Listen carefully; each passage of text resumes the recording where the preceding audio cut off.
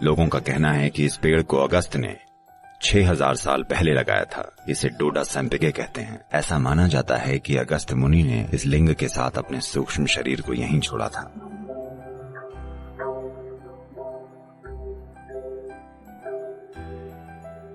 केदारनाथ से लगभग 6 से 7 किलोमीटर दूर कांति सरोवर के तट पर योग विज्ञान की पहली दीक्षा दी गई थी।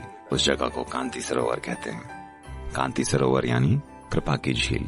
It was named as the Lake of Grace. उसे कृपा की झील नाम दिया गया था क्योंकि इस झील के किनारे पर पहला योग कार्यक्रम हुआ था।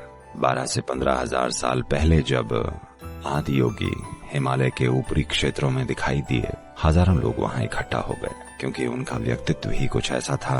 लोग आकर्षित होने लगे और लोग वहीं बैठ गए और वो कुछ नहीं बोले। उन्होंने आंखें बंद की और वहीं बैठ गए। लोग इंतजार करते रहे। वो बस ऐसे ही महीनों तक वहीं बैठे रहे बिना हिले।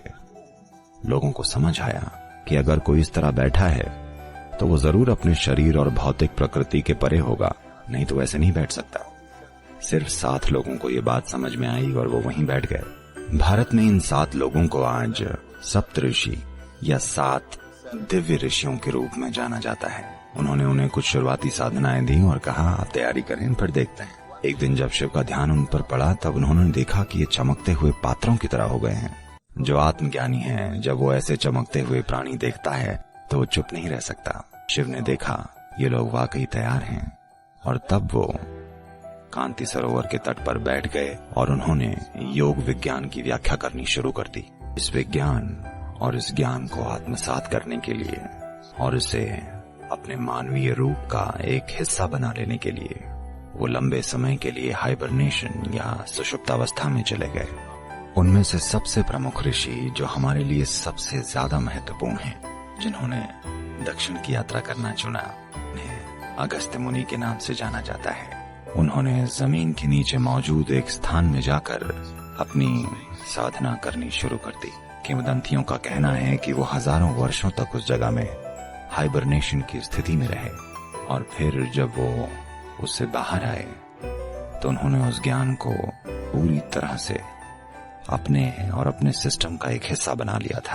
तार्किक या बुद्धि के स्तर पर नहीं, बल्कि अपने खुद के मानव तंत्र में गूंजने वाली एक प्रक्रिया के रूप में। फिर उन्होंने दक्षिण जाने के अपने मिशन को पूरा करने का फैसला किया और वो 7 ऋषियों में सबसे प्रमुख बन गए क्योंकि उन्होंने भारतीय उपमहाद्वीप के दक्षिणी हिस्से में जबरदस्त जोश के साथ योग विज्ञान को फैलाया। और जितना मैंने सुना है, उन्होंने देश में शायद 700 से अधिक आश्रम स्थापित किए, जिनके अलावा कई दूसरी छोटी जगहें भी हैं, पक्के आश्रम जहां साधना होती थी। और उन्होंने उन स्थानों पर कोई गुरु स्थापित किए ताकि साधनाएं चलती रहें।